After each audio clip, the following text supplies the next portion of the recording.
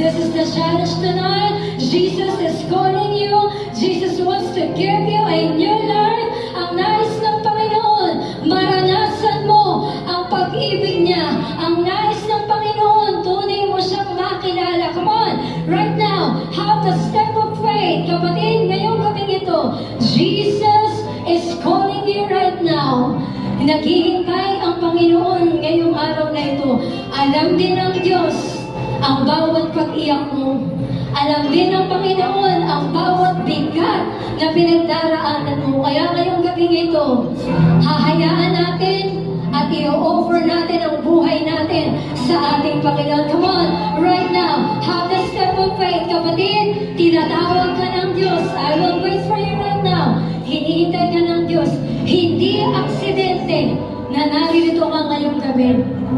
You will never know kung hanggang kailan na lang ang buhay natin. If you can see, lahat po ng namatay naman sa istorya